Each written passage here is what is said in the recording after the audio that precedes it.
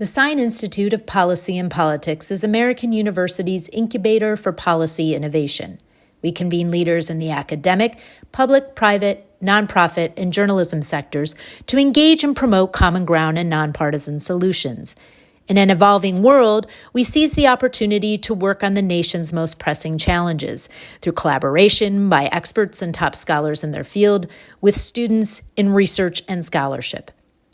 As part of that goal, the Sine Institute leverages American University's location in our nation's capital, the nexus of government and a growing international business center. We connect diverse perspectives from around the country and around the world with our world-class academics and research, experienced practitioners, and the most politically active student body in the U.S. We stand apart through our focus on the role of business and the nonprofit community in public policy, the rise of the importance of economic regions in the United States, and international policy issues. Our focus is to make an immediate impact at the intersection of policy and politics that leads to real and lasting change. Thank you for joining us as we convene, communicate, and collaborate. And now introducing 2023 Sine Fellow, the Honorable Bill de Blasio. Okay, I think we're good to go. Thank you, everybody, for coming. I know people are going to be coming in. Yes, we got you on it. Keep this coming. When it comes, we'll just have you go row by row. We won't interrupt the conversation, but we certainly want to respect the time of the people that are here with us today. If you can believe it, it is the Honorable Bill de Blasio, the last seminar with us here at the Sine Institute. I have a suggestion. Right up front, just showing kind of organizational concept that mayors have. He took the hats down. That's a great idea. Be reassembled on site Yeah. and be passed, and then everyone's in the comfort of their seat. That's Solver, the Honorable Mayor of Alexandria. Crisis averted. You can see why New York was in good hands, sir. And he's pro food. He's pro food. He's pro food. He'd like to do that. But this is not the last time you'll see certainly the Honorable Bill de Blasio on campus because he is always welcome back. Once an eagle. Always. An eagle. That's right. That's very vigorous. So we're it's retired semester. But this is one of the programs that we instituted because you, the students, wanted this. You asked us, like, could we have career conversations with some of the best people that we can find to ask, career advice, leadership advice. So this is your event. So what we're going to do is be in conversation and then certainly open it up for questions. Let me start by saying, because of this program, we also wanted to highlight that American University has a unique and amazing network of alumni that we also want to get career advice from. So we actually invited an alum of the university to come and be in conversation with one of our fellows. And today, Allison Silberberg is the alumni that we invited. I'm going to go through briefly a little bit about her bio, but I'm sure it's going to come out during the conversation. But it is an honor to have you here. And she's also an honorable. We like to invite honorables here at the Sine Institute. But Allison is a government relations and public policy consultant writer, but she served as the mayor of Alexandria, Virginia from 2016 to 2018. These two certainly know each other, have worked on things together, and also speak to the network that's created oftentimes in these jobs that we get. And you were also the vice mayor from 2012 to 2015. And during your term had transformational impacts, including securing Virginia Tech's $1 billion innovation campus for the city and part of the largest business deals in the region's history. My niece is going right now to Virginia Tech, so I'm sure she was good as well. But certainly had an impact in that area. So we are honored to have you both here. We want to learn from you certainly about your careers and your leadership, and we'll open it up for questions after. But Allison, I'm going to turn it over to you. Thank you so much, Amy. Thank you to all of you for joining us. It's an honor to be with you. I loved my time at American, and I've stayed close to the school all these years. And we are so honored to have the Honorable Bill de Blasio, former mayor of the U.S. Let's have a big.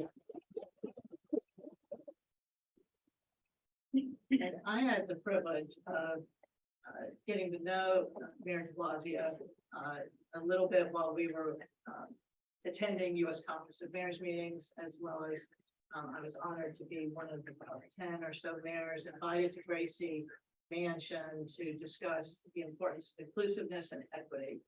And he did a great job on that meeting. We issued a statement regarding the importance of it. And that was in, I would say, 2017 or so. And so reading, and then let me just mention one other thing, working with your remarkable wife,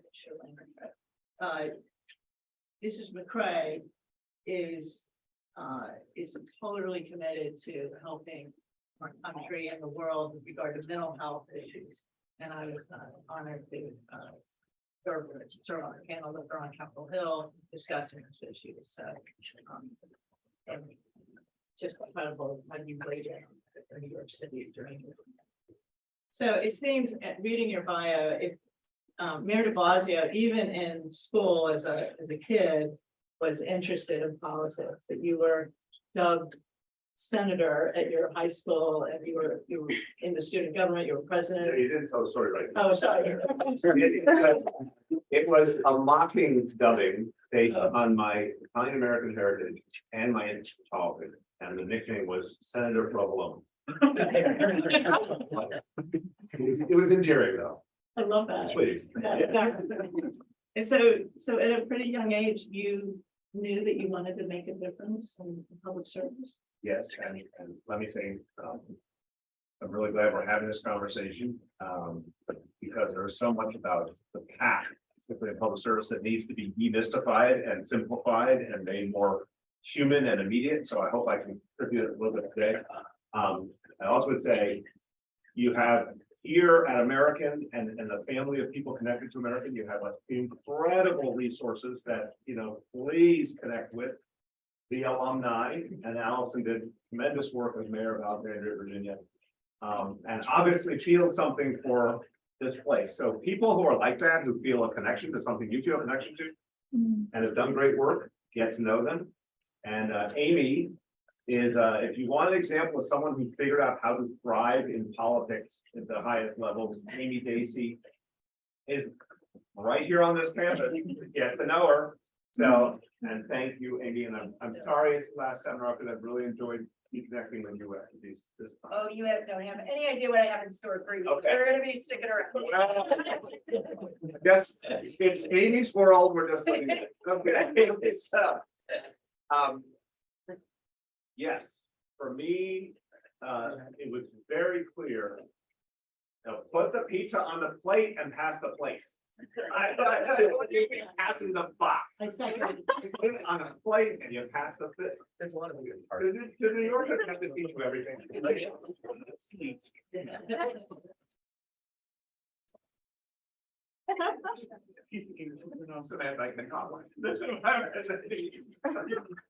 So, okay. What I'd say is, I'm gonna give the best advice I can give from the very beginning and then reiterate it along the way. Which is the two factors for me that consistently work. And I believe if you understand them and embrace them, you're gonna be fine. And if you resist them, you will struggle, in my humble opinion. Passion and randomness, or spontaneity, if you want a more positive word. There are people, and I don't know Allison's whole career path and trajectory, but I suspect she and I have a strong similarity here.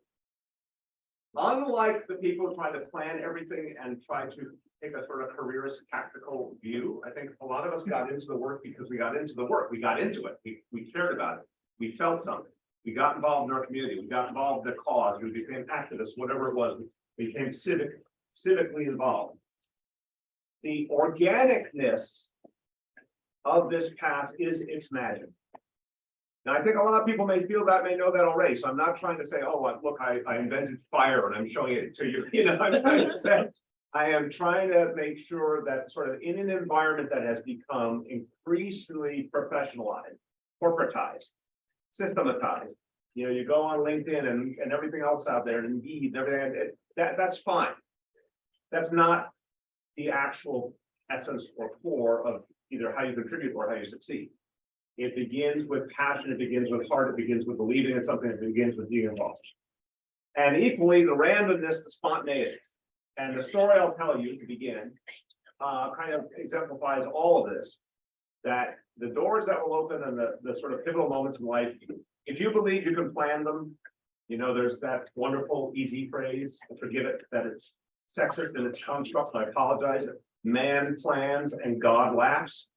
You know, like the notion that you're going to sketch out this perfect career path that's going to work like that. No, there is going to be so much randomness and so many unexpected elements and so many elements that do not appear important that will become essential. And you have to be open to it, non-resistant and not scared of that spontaneity. Right here in this room today, you might meet someone who has a pivotal impact on your life. You don't know, or you might not, and that's cool. So my story is simple. Arguably the most pivotal moment was so stupidly random, like you could not have possibly understood it as important. I went to work one day. Okay. I had the passion part begins this. I was working for a nonprofit that at that point was working on nuclear weapons disarmament. It's called Physicians for Social Responsibility. Working at their office in New York City because I believed in the cause. There was not a lot of money. There was not a lot of career possibility. It was just something I believed in good people. And I remember standing around an open room like this, and a bunch of us are there for whatever reason, and this dude walks in, and I don't even remember if I knew him or not. And he said, hey, does someone want a job on the presidential campaign? This was the Mondale Ferraro campaign. And it was a 1 month end of campaign job. A lot of presidential campaigns will do a final pick up of staff and sort of final wave of staffing up in the final month. It was a field job. It was not distinguished. It was not, special. It was in Connecticut. It was not an important state. There was nothing important or like exalted about this. But I was doing my gig and I appreciated the work I was doing, but I was fascinated by presidential politics. I was sort of like, wow, go sort of plug into it for a month with almost nothing to lose. Why not? So I'm like, he said, does anyone want this job? I'm like, no one raised their hand. I'm like, oh, I'll take the job. So I find myself in Hartford, Connecticut on the most boring losing campaign ever. I got one right. Except for one good thing, Geraldine Ferraro was nominated for vice president, so there was a historical element. But we were getting our ass kicked everywhere in the country, including in Connecticut. And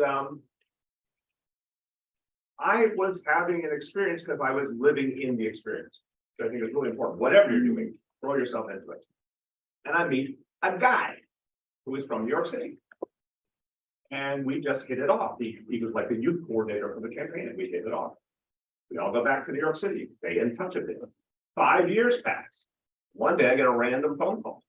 He says, hey, I'm working with David Dinkins. He's going to run for mayor. Do you want to join the campaign? And at that point, I was also working for a nonprofit and I cared about it. But once again, this was like this historic moment in New York City. Got to elect the first African-American mayor and a progressive. And I happened to have the flexibility. And he's like, would you like to come join our campaign? I'm like, yeah, sure. It wasn't like I was like, this is going to be the decisive moment in my life, or, I have waited to work for this candidate. It was certainly rooted in some kind of belief, but there was also this kind of, well, the door's open, I'm staring at it. And I said, sure. And the rest just dominoes fell. Like, it is stunning, and not everyone's life goes the same, and I'm counting every blessing, but by being open to these strange random opportunities, but always rooted in a belief structure, just stunning things started to happen. What's your example? Oh, well, I'm interviewing you, but You can offer one. Just why did you get it? Well, similarly, I certainly had the passion for the issues. Not only was I fully committed to helping others and making a difference, but that was the way it was when I was a little kid, and also with my family and their commitment to helping others, and Tikkun Olam and Judaism means repairing the world, making it better than the way you found it. And that's a universal humanistic concept, but it really, we lived it in my family and I lived it. And so similar, this is interesting. I thought about this as I was walking from my car onto the campus. I got a little, little teary, remembering how much I love being here and all my friends who I still have. But it just, I had volunteered for Senator Paul Sarbanes' reelection campaign. His son is now the senator, but anyway, I volunteered. I met a guy on that campaign for Senator Sarbanes, and is he the senator now? Is his son the senator or the congressman? Congressman, sorry, thank you. So Senator Sarbanes Senior. So I volunteered a few times, a number of times, and anyway, one day Senator Ted Kennedy was coming to speak at the church across the street here at the Methodist Church, and I ran over the last minute because my class had finally let out. So I ran over, and I was so inspired by Senator Kennedy. I couldn't believe that I was hearing him speak, and I was in the same room, and I was tearful and so moved and inspired. And as I'm walking out of there, I ran into someone who had been a coordinator, as the volunteer coordinator for Senator Sarbanes. And I said, what are you doing here? He said, I worked for Senator Kennedy. And I was like, oh my God. And then I applied for an internship and I got it. And I was the only kid, the only student who was not from Massachusetts. So the moral of the story is I met a guy. And then Gender neutral, okay, but it's just this weird, like, go out there, do stuff, and that person you're gonna meet, you never know. who does not, they did not have like a neon thing on them saying, I am the guy, you know, it's like, you have to meet a lot of people to figure out which one it is. But that is for so many of us. Right, and you just have to be open to it and have that passion and keep moving forward. And of course, I was deeply honored to be chosen for that. So can you share with us if there was someone in your growing up years or as an adult, someone who mentored you that you felt helped guide you or just encouraged you and said this is possible? Well, it's interesting. I was very blessed to find positive people along the way. And unfortunately, I came from a pretty broken family. And so I sought role models, I sought mentors, and I found a lot of good positive people. I would say, though, the person with the biggest impact, I just mentioned to Amy, that in Harold Davies, was not warm and cuddly at all. But that was part of the brilliance. He was edgy. He was kind of like, he came up ahead of punk rock, but if he come up at the time of punk rock, he would have been a punk rocker, that kind of mentality. And he was a very prominent political operative and lawyer who became the deputy chief of staff of the White House and became basically the creator or the mastermind of the re-elect campaign for President Clinton in '96.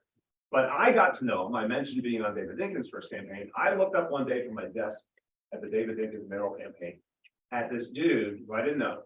Who had this like ridiculously ill-fitting suit. It was like high water pants, and the suit was too tight. It had a really garish flower tie, and his hair was kind of messed up. And I was like talking to my colleagues, I'm like, who's that dude? They said, oh, that's the campaign's general counsel. And I said, that's the general counsel. Like, we're totally wrong. It felt like this rebel campaign to begin with, and I was like, oh great, this is our lawyer's gonna say. So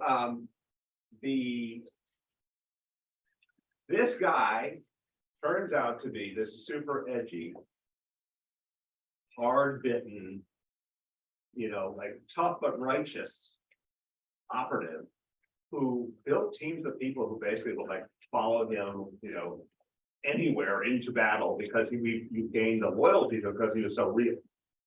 And he was inspirational to me, but he would also just kick my ass when I got something wrong.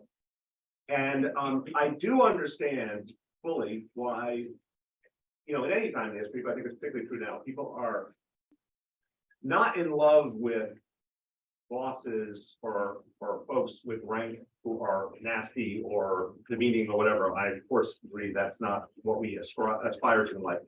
But I will say a boss that really like calls you out if your stuff is not good and sets the bar high and is like super aware can be a total blessing.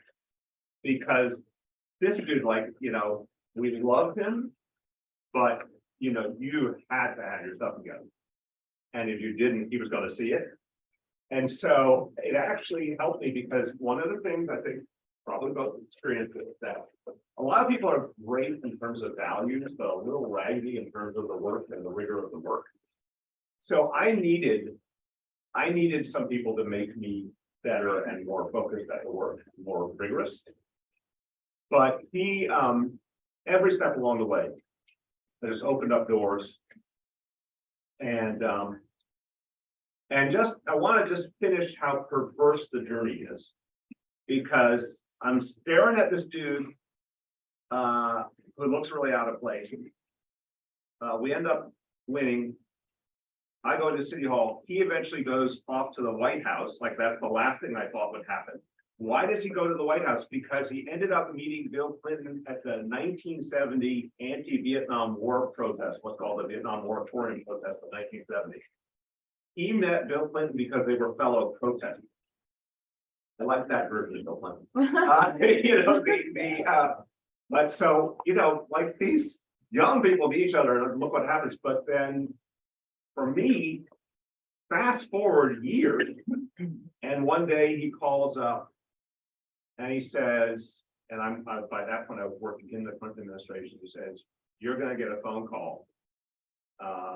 And I urge you to respond to it." He's like, "If you could be lawyerly," and I'm like, "Oh, okay." And like, so I got a phone call that says, it literally was the day after Memorial Day in 1999. I got a call from someone I never heard of. And they said, "The first lady would like to meet with you tomorrow in Washington at the White House." Like literally that. And I'm like thinking of that sentence. And I realized very quickly that there's only one answer to that sentence, which is yes. And so because of him, that ended up on the path that ended up becoming a campaign manager for her 2000 Senate race. So this one dude just kept opening these doors, but also kicking my ass. And I'm thankful to him for both. That's an incredible story. It really is, especially that. Well, it's also like it's also cautionary or illuminating on the person who may be crucial, maybe the least likely. Like you may think, like a lot of folks I think make a beeline for the established person or the one who sort of fits the role of mentor or career facilitator and all. And sometimes again, it is the least likely suspect. And I do love the origin of that Clinton and Nikki's met because they were actually involved in a cause they cared about. And that is when you find the real people. I was just gonna say, being authentic, serving with your heart and being real and finding those other people who are similar in their commitment. There's so much in the 70s, the word plastic was very plastic to mean artificial. Today we might say inauthentic or whatever other choice you might have. There's so much out there in the political world. I imagine that anyone who's been around the political and governmental world, you've met those kind of plastic people, those artificial people, the ones who want to be Rhodes Scholars, the ones who want to be US senators or governors or president or whatever, and they're kind of like they came out of a machine and they were created by AI. And it is, and I know many of those people, and I have to be objective. Some of them actually did succeed, but shocking is a whole lot of them did not because it caught up with them. And then all these funky, no account people who made it through because they were real. Now, I'm not saying like, oh, just be your funky self and everything will be great. It's not, no, there's a lot of other factors, but the truth is the overproduced people. It's almost like a little bit with film and plays and music. Some things are overproduced and they kind of collapse of their own artificiality, and some things are authentic and raw and meaningful and they rise. And I have always found that latter model to be both the one that really works more honestly, but also the much better way to live. Right. I think that is incredible advice, actually. And that makes me wonder, so if there's a moment where you find things to be very challenging in your life, and then and maybe the others, you're being authentic and you're trying to do the right thing, And then you're sort of getting, for lack of a better word, slapped around a little bit or whatever. And politics, it can be hardball. Yeah. So, but sticking with the truth and serving, with your heart is, all those things are key. But so have you found, moments where you found the situation to be extremely challenging, and then how you can share with, coping with that or persevering, being resilient? Yeah, and I would say to keep the thematics here, sort of the narrative arc. One day, it's so interesting, those little statements that kind of keep in your mind forever. So one day, this very same Harold, he said to me with total edge in his voice, he said, if you haven't made enemies, you haven't done anything of consequence in political life. Not the first person to say it, but he said it with just this like growl. And I took that as a really helpful structure that, your pertinence, your impact, your meaning is going to correlate to it being a rougher path. If you want mild, I'd like to meet the members of the audience who are like, I just want a mild life. If that's what you want mild, there's plenty of mild opportunities. But if you want to live a little more on the edge or a little, have more impact or take more chances or aim higher, whatever it is, especially if you believe in something and you're fighting for something, is it supposed to be easy? Is the status quo supposed to just yield to you? No, it fights back. And it's the status quo, by the way, tends to be stronger than the rest of us fighting the status quo, or it wouldn't be the status quo, right? If it was so weak, we would have changed it already. So the very notion of, okay, the making of certain enemies is actually noble and okay. Like that tension, even that anger is just part of it. It's okay. You believe in what you're doing and you have good people that you're shoulder to shoulder with. But the story is a simple one that I told you as part of this glorious campaign from Mayor Dinkins, and he won his first African-American mayor. He's doing all these great things. And then like the walls start closing in. And I was in City Hall and it was just nasty, wrapped in more nasty, wildly racist environment in the New York media, the political world, tons of opposition, bad economy, AIDS crisis, crack crisis. I mean, just 2,200 murders a year. I mean, it was unbelievably bad, like wrong place, wrong time, bad.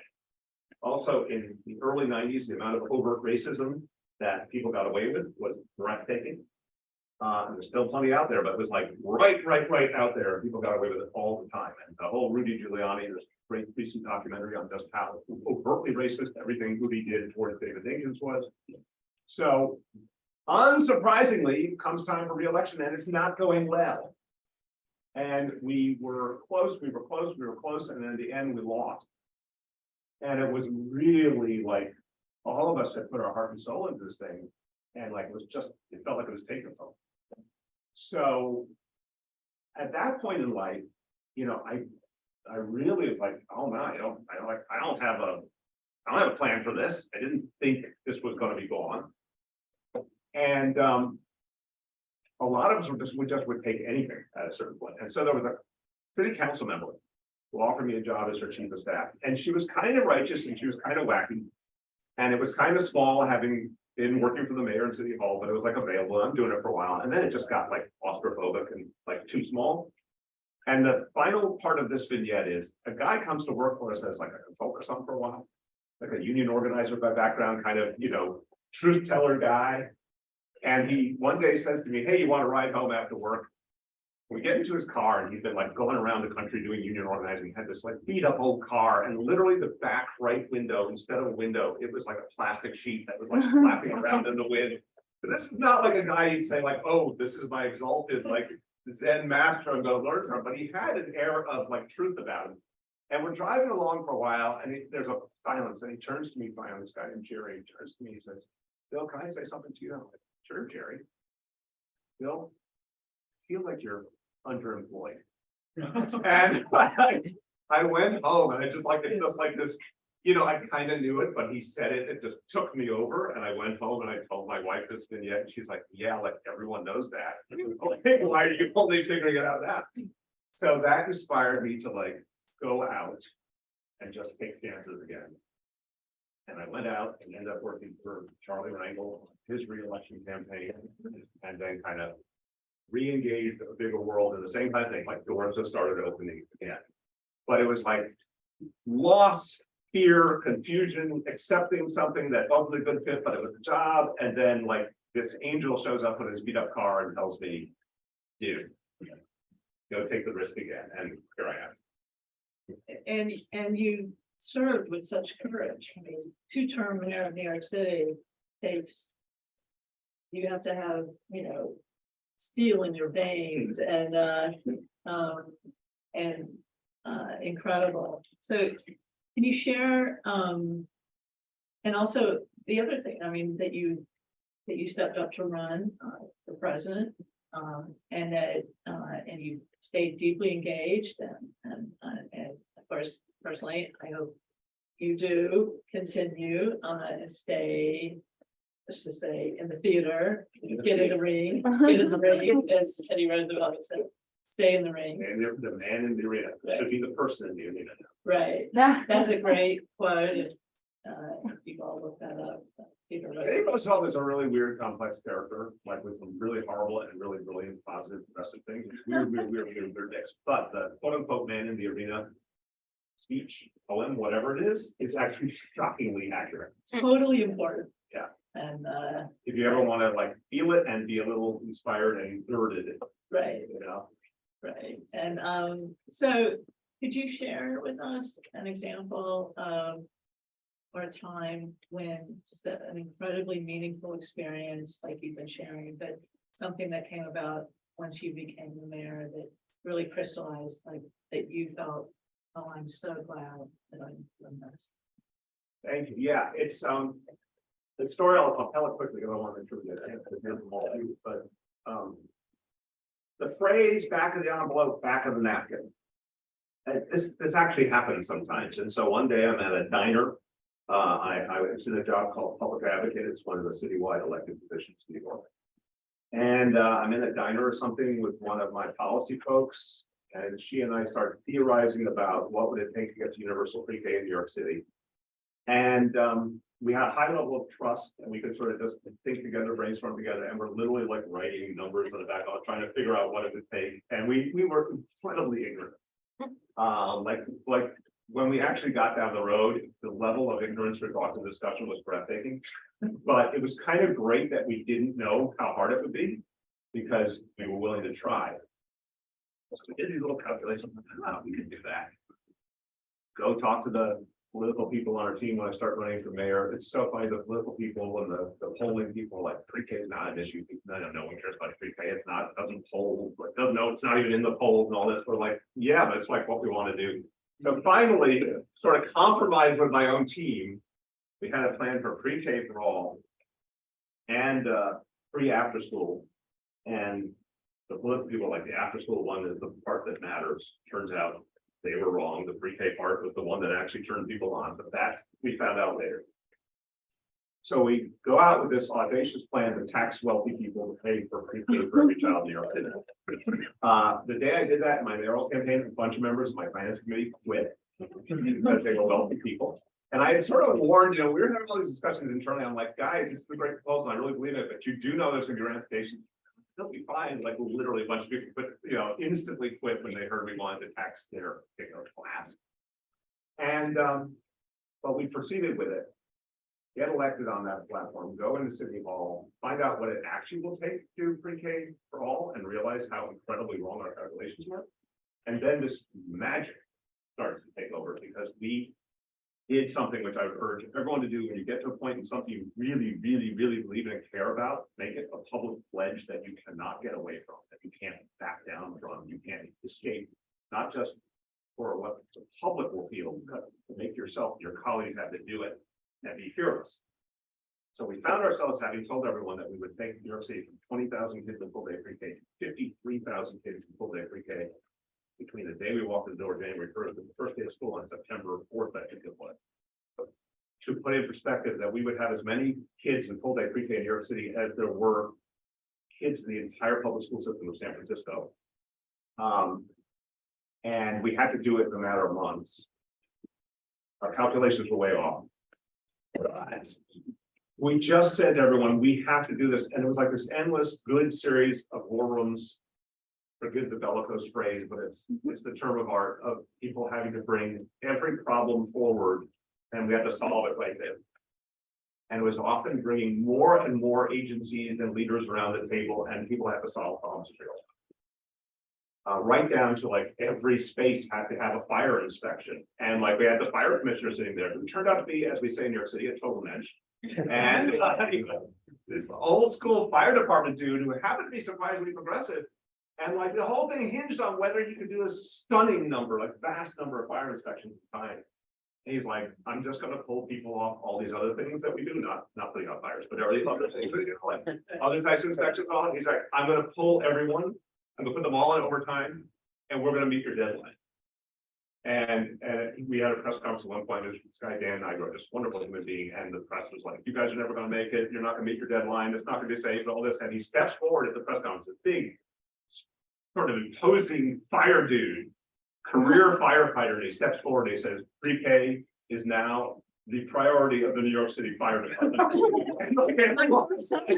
Everyone's like, what the hell happened? What just happened, right? And it worked. And in about 15 or 20 years, not even, we will see how that changes kind of the full effect and how that will change lives. Amen. So investing in our kids early on, equalizing the playing field even more. So I know so start thinking about your questions and I just want to say one more thing. Is there, this morning, there was a lot of news. The president announced his reelection bid, and yesterday, 2 prominent people in communications were fired. I just want to say, you want to just share with us your take. I mean, it seems like there's a massive amount of news, like every day, a news cycle, right? But there's so much at stake. And who's running, and next year at this time, we will know who is Democratic nominee and the Republican nominee. We will know, but probably later. Well, we might know, but maybe not. But you know, it's just Look, I mean, I always say the speed of the developments, it's really interesting keeping your center. And the notion of how you grapple with an ever changing dynamic. In life, in your own lives, in your own careers, and if you get into positions of particular impact and responsibility, like how you don't get totally freaked out by that, right? And people have asked me, during COVID in particular, how did you keep any kind of center? I think I'm gonna sort of take your question and take it a little bit different direction. Got some good guidance. I want to thank Samantha for chewing the point that one of the things that really needs to be talked about is sort of sustainability of this work and mental health and physical health and all those other things. So I'm going to take your idea and pull it over here and say, it's kind of crazy out there. It always has been. I referenced, the Vietnam protests. I actually would argue that the 60s and 70s were much more tense, violent, confusing than this time. So just if that's any consolation, the amount of political violence alone in the United States in the 60s and 70s makes everything now look like child's play, because presidents are not assassinated now, and civil rights leaders are not assassinated now amongst all the other people who were assassinated, all the riots and everything else. So it's a messed up time right now. But we used to have a violent, really violent, messed up time. And then before that, we had a civil war. I mean, we had, to realize in a sense that it's tough. It is not unprecedented. In fact, there were worse times. But to the point about sustainability, the touching the current of history is both enthralling and elevating and meaningful, and having an impact is one of the most beautiful conceivable things when you can feel that you reach people, change their lives. But it comes with a real sort of emotional challenge. Because when you start to feel other people's lives watch, you feel their pain, you feel the intensity, you feel just the shocking variety, and then on top of the now fast-paced never news cycle, it's really disorienting.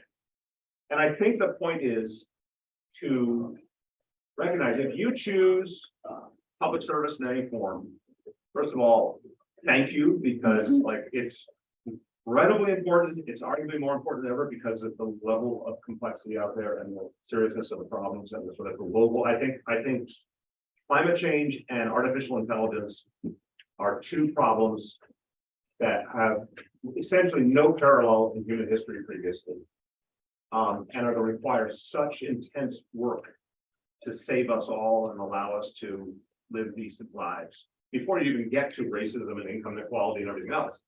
So I feel like this is a time for like the most exalted, the most, the most important public service in history. We need the best and most durable people. We need a lot of people to do this work. And some people do it like lifelong, and some people come in and out. That's okay. It's all good. But we need people to do it. But you will not be good for it. It will not be good for you unless you find your sustainability tools. And it's really important to find them and acknowledge them and live by them. For me, it became like really, really important. Like I could tell when I was disconnected from family in certain ways, I was really not that great at what I did. So a certain amount of family connection and time. For other people, it might be friends. For other people, it might be nature. For other people, it might be, as also for me, like exercise was incredibly important. Physical health, mental health, both benefiting from exercise. But I would have a habit of saying, we're going to put some traditions in place. Like some family times were sacred, some exercise time was sacred. I would book much more exercise time than I could possibly do in reality, just to protect some of it. And just I became very clear, and I did some things that were probably politically not super helpful, but that were about staying sane and making it through. And so I just think everyone needs to kind of build their sanity back, and then be very comfortable living by it and saying it is prerequisite that whatever else you're going to do, like this is going to be part of my life, and I'm not veering off of it. And it probably a lot of us are a little resistant to the concept of routine. But in this way, I would argue for routine. I would say, ground rule, like whatever it is, this is what you need. And wherever you go, it has to be someplace that will respect that. Or sometimes you're the one that has to respect it and stand by your own need and not talk yourself out of your own need. And the last thing I'd say on it is, I think, like I had something in me. I'm really, really in favor, particularly if you raise up to a level where you have a lot of responsibility, of like constantly asking yourself, are you right? And I could tell when I was getting overwhelmed, not by events, like I get overwhelmed by events all the time, and that was part of the reality. But I could tell when like internally I was feeling like the walls were closing in, the stuff was getting too complicated for me, and I started to feel frantic at all. And I would just do a freeze. I could just feel it welling up, and I would just send an email around to my team and like, stop, freeze the schedule, do not add to the schedule. Like I need to bring this engine down for a bit to reorient. And, that might feel either awkward or greedy or like difficult, whatever word you want. But what I kept saying to myself is, if I don't do this, I am not going to get to the finish line. And it is literally all about getting to the finish line, like not in the mechanical sense. It's like, if you're there to do good work, you're there to do the whole thing. And I did not know for 6 years that what I was doing, and I had no clue, zero clue. I did not know that all I was doing was preserving myself for the 2 years of fighting COVID in New York City. Like it was 6 years that was just the warm-ups. And thank God I didn't burn everything out then, because what I really needed to sustain was when we had our legislation. And it was, you all were the epicenter. Yep. And it was shocking. And then you had, on the flip side of that, you had all these heroes. Yes. And that people would stand outside every day or lean out of their windows, especially in New York, like they did in Italy. Yeah. And bang pots of ads or sing a song. And every day at 5 p.m. and the heroes, the nurses, the doctors, the techs. you know, with the firefighters and police, you know, would hear that, and it helped sustain them. So your sense of community, you know, helped create some resilience, and you were a big part of that, you were a huge part. And that the whole country was waiting to see. You were leading not just your city, but as a leader.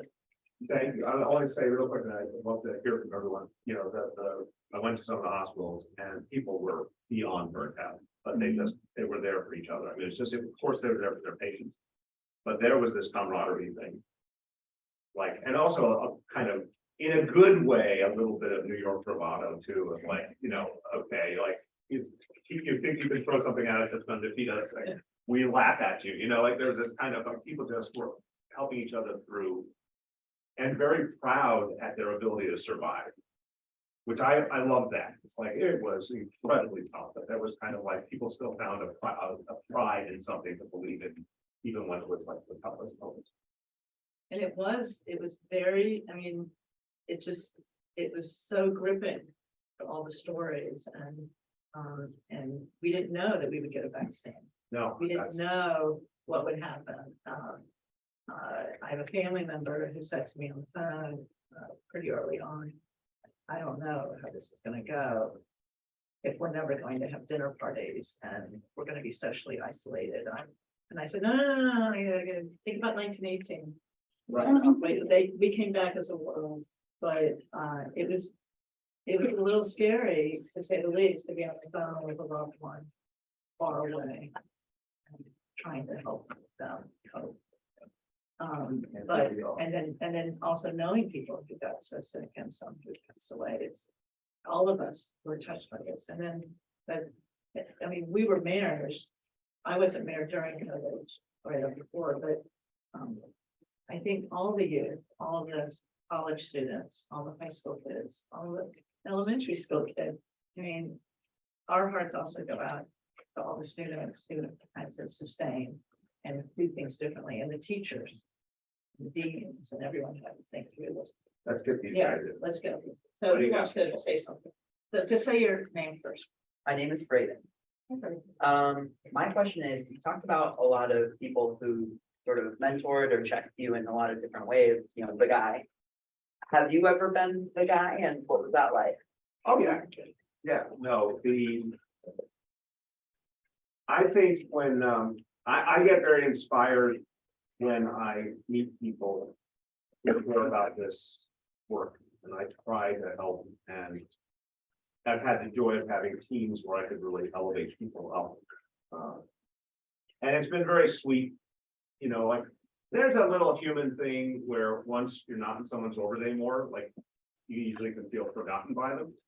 But I've had a lot of my former colleagues come up and like narrate to me what a job they gave, a promotion I gave them, or something I said to them did for them. That's really cool. So I do think it is, you know, I don't sit around saying, oh, I will be mentors to people. I think it's organic, you know, again, that when I see that spark, I really want to try and help people, but it is exactly as you said, it is both. Sometimes the best way to help someone is to say, hey, you got to deal with this. Or you could be getting a lot more done or achieve more if you would address this thing. And I borrowed that from my own experience. Like, I so value when I was called out. Because I guarantee you this, my intentions were beautiful and my work product was funky. You know, and I needed people to say, you have potential, but you have to work harder to draw it out. Please. So I've been thinking about this recently, right? So to what extent was your success a factor of book smart, and what extent was it like heart and soul? What's the second choice? Like, I'm hoping that's going to be the one. like heart and soul, or just how much effort you put Book in? smart has essentially nothing to do with it. It's so funny. I had an opportunity to get a master's degree because I was part of a scholarship program that paid for some of it. And I thought I had an idea what I should do with my master's degree, and it's a really dumb idea, and I got a master's degree, and it had essentially zero impact on my life. And so like, what happens is, where you went to college, where you went to graduate school, little bit of a blip of meaning in your future life. Like sometimes that will give a little bit of legitimacy or someone paid a little bit of attention. And I'm sure there are people who learn things, particularly at the graduate level, that do help them in their professional career. I'm just not one of those people. I got essentially nothing from that. And everything was experiential, like everything. So, and this is what I also came to feel as an employer. Like I got burned a bunch of times by being overly enamored of credentials. It's occasionally academic, but much more so people who worked in fancy places and all. And I found that there was a really low correlation between the credential and battlefield conditions, as it were. We had a habit in the beginning of my administration, if folks came out of the federal government, folks came out of the White House, like, oh, and then we found like a lot of them like just collapsed under the conditions in New York City, which were much more hands-on, frontline, dynamic and rough than the beautiful remove of federal government, right? So we started to realize like, let's hire for our reality. And so I would say at this point in life, when I'm talking to people, just to parallel my own experience, when I'm talking to people, if they tell me about something they did, not something they learned or something they read or some credential, but something they did. If I hear a lot of heart and soul, if I hear they were part of something really important that had impact on the world, if I hear a lot of commitment or ownership, that's what excites me. But for me, it was just, I got involved in places where like a lot was going on and you know, like you had to learn really fast. And I also, in that same process, met a ton of people. And that's where the door started opening. And what I didn't know till later in life is that the folks who were valuing me and elevating me had watched me under very tough circumstances and judged me able in those circumstances. And they valued that. They said, okay, if you can do it in that kind of place, you can take the next step. And I'm sorry, one coda, which is why I would argue to people, go where it's hard. You know, I understand it's not pleasant. And anyone who's like, well, I'd like physical comfort or sleep or, you know, proper nutrition or any of those things, these are good things, don't get me wrong. But I do think when there's like a fork in the road, like tougher assignment, easier assignment, your chances of, you know, growing and elevating from the tougher assignment are so much more pertinent and real. So I'm Sam. I'm about to graduate with my master's in administration. And yours is gonna be much better than mine. Kudos. So you had all these very unique opportunities down the road of being able to work for all these different candidates and like in all these different spaces in the city. And I was curious, like it seemed like they were progressively growing as far as both responsibility and the impact able to make in that space. I was curious, like, do you think there are telltale signs either internally or that you look for that are good indicators that this is a growth opportunity, either when you're sitting in the chair or before you even take the job? Yes, but, and I think again, the toughness of the assignment is obviously both growth opportunity and also opportunity for exposure and building your own story, building your own quote unquote legend. But I would go back to where Allison and I were about first be led by authentic belief and meaning. That is really going to be, my opinion, your best bet. When you care about something non-professionally, it is night and day. You know, I think one of the things we are a little polluted by the notion that let's take public service, politics, government for a second. We think of that as a profession. That is a very recent development in human history. It was not a profession. It was a vocation. It was something you did for a period of time because there was a need.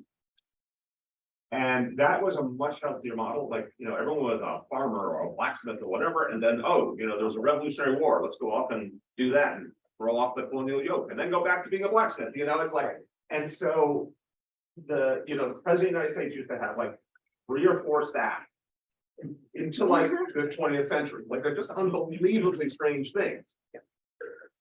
So my point is, I think deprogramming that a little bit and saying, go be involved in public life because you feel called to a particular mission. And follow that, and that really will bring out your best self. That will bring you into the orbit of the most like-minded people. That will give you the ability to contribute. That then becomes your story and message. I'm not saying I'm not going to lie to you and say I didn't try and sometimes connect dots and sense opportunity, but it almost always failed in my experience.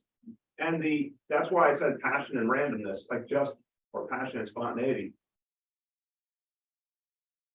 In a funny way, it's like, here's another way of saying it. Don't, forgive the cheesiness of this. Like, life is short. Doing something you don't care about because you're trying to work some formula, pretty messed up. Probably not going to bring out your best self anyway. But like, we don't know how much time we get. You throw yourself into something you love and you believe in. You don't know, that might be the only chance you get. Or it might be the beginning of many, many other things. But you will live a different life if that's how you construct it. And I will also say, even though I think we're living the artificiality of all this stuff having become professionalized, the good flip side of that is everyone in this room can legitimately say, and will, that, I want to do something where I contribute to the world, or I want to do something in public service. And there's this vast array of possibilities.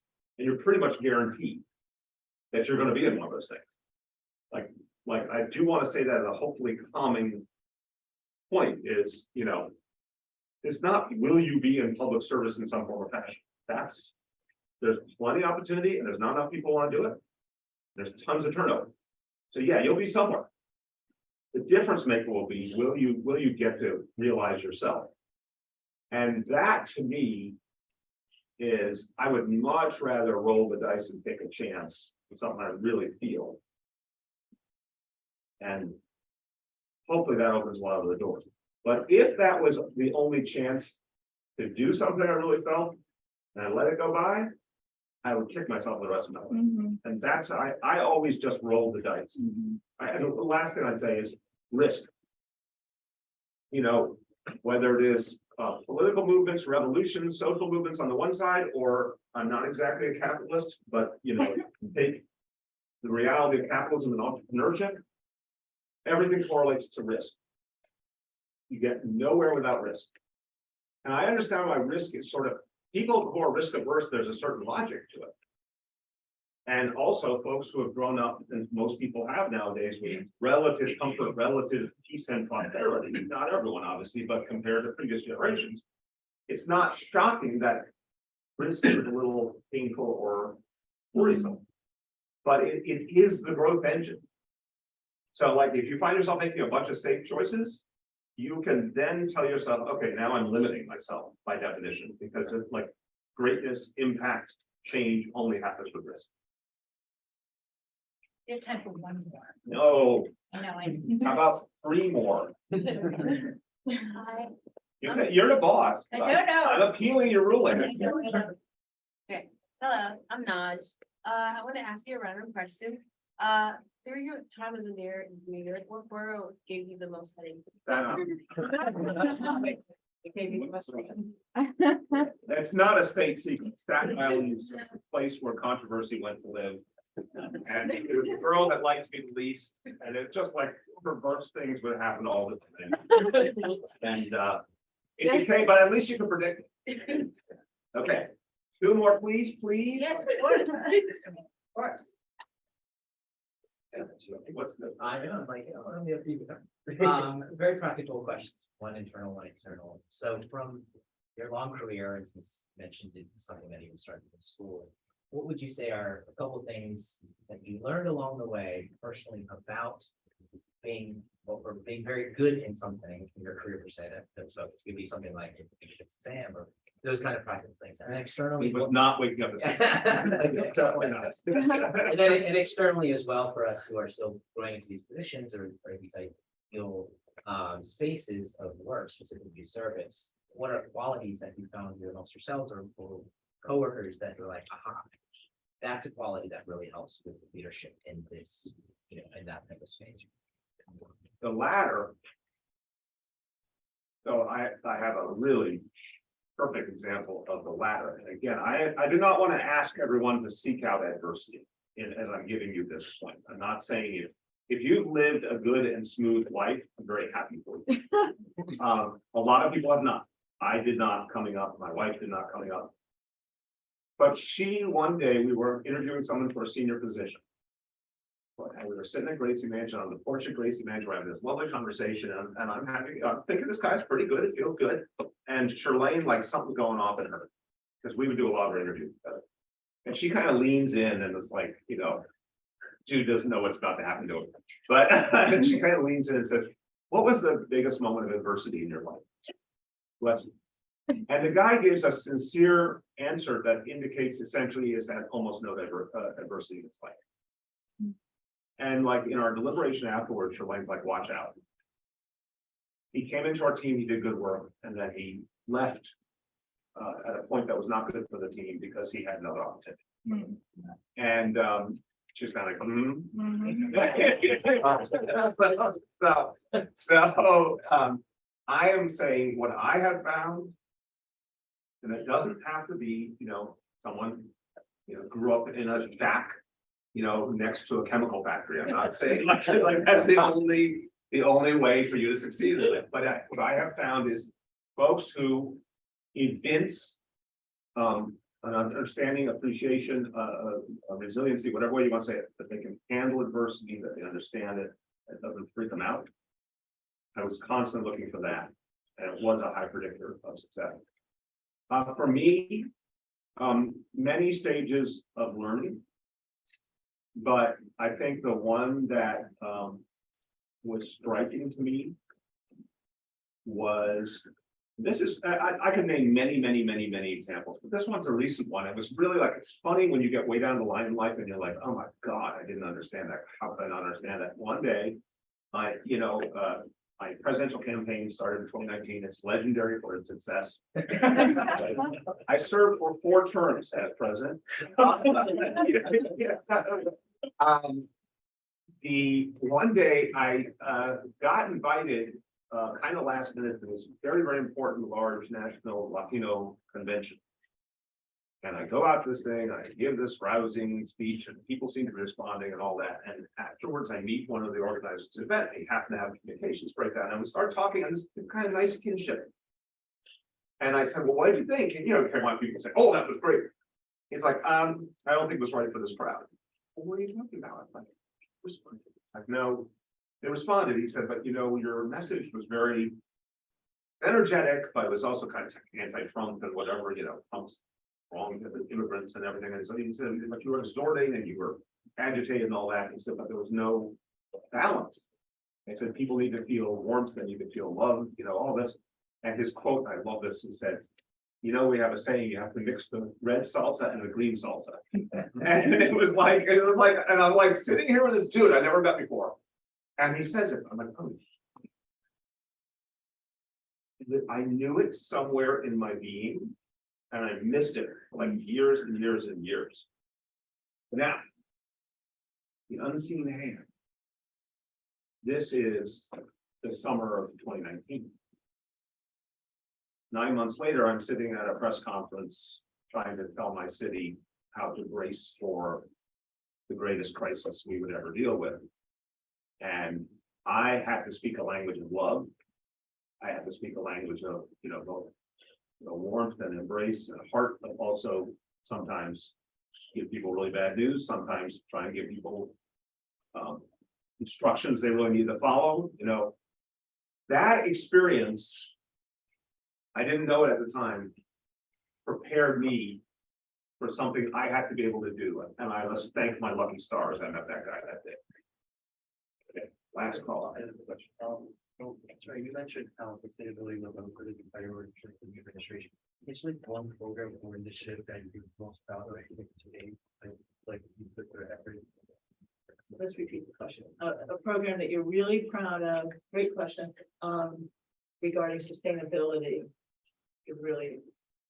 Yeah, on sustainability, you know, in this case, again, getting back to mental health and human sustainability. You know, my family has had a huge number of mental health challenges over generations, my wife's family as well.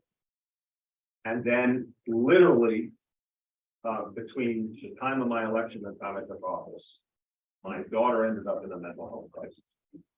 And we did not have a clue how to handle it. We thought we knew life, we thought we knew the healthcare world, we had all sorts of relationships and advantages that we were absolutely out to sea. It was terrifying.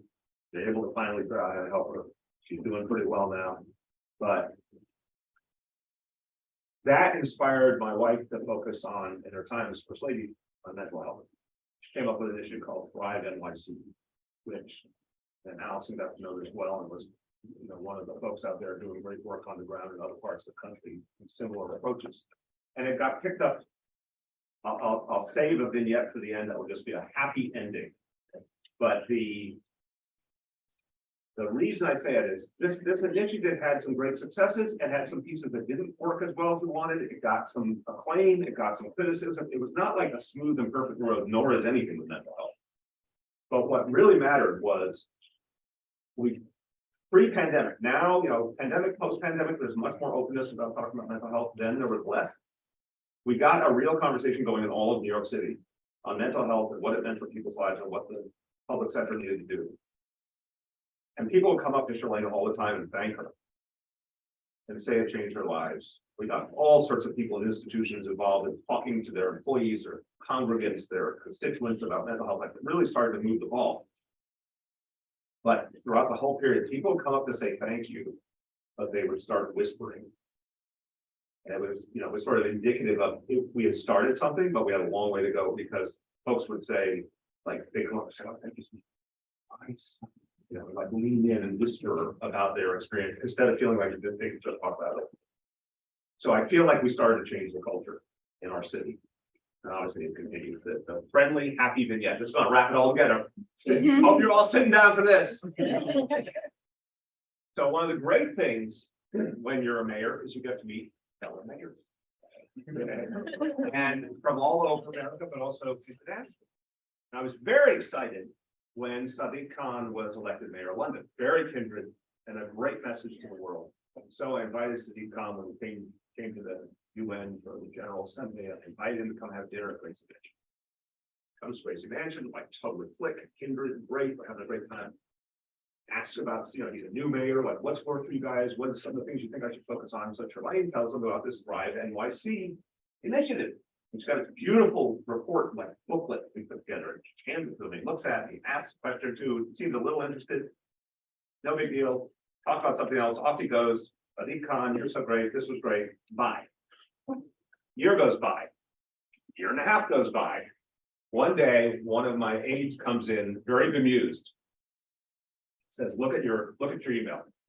Look at the email. There's this banner headline. This email was sent to me. It said, City of London, or whatever they call themselves, London local government announces Thrive London.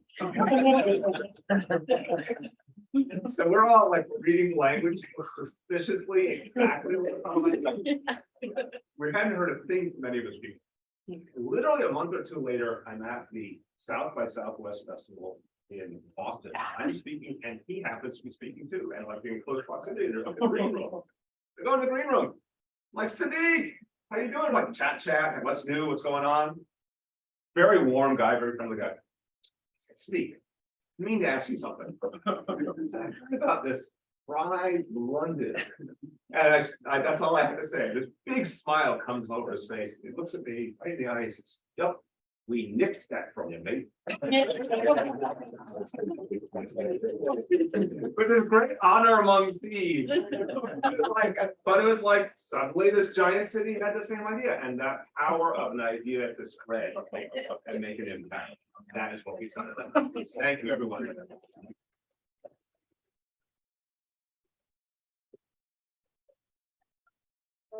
To wrap up, I know it's not fair to ask two very esteemed public officials who've had incredible careers to just share an hour of their insights with us. So I will say, Bill, you are always welcome on campus. We are just been honored to have you here this semester. We love that you're a part of the Sine family, the AU family, always an eagle, yes. And of course, Allison, it's been great getting to know you through this process, and we are so excited to bring you back in various forms because we have so much to offer as well. So thank you.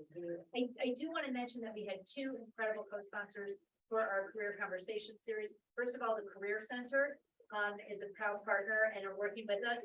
And I would like to say that I'm always proud to share that my very first political job in Washington, DC, I got from the Career Center at American University. So it is an incredible resource and people should use it. I also want to thank our team at the Alumni Association, who's doing amazing work. I think you'll be surprised to know there are over 145,000 American University alumni worldwide.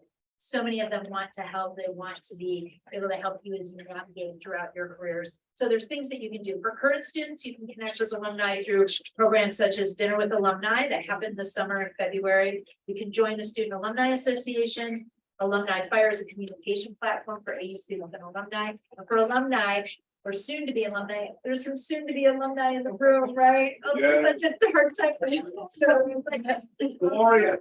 Celebrate them. DC, you can join the DC Young Alumni Chapter. They do incredible things. If you're leaving the area, there are other alumni communities across the US. Get involved in them or many alumni affinity groups and networks. And you can also stay connected through Alumni Fire. And one of our colleagues from the Alumni Association is here with plenty of resources. Please stop on the way out and make sure you take advantage of them. Well, they're having fun. Let's please stay, have more pizza, and please just join us for one more event.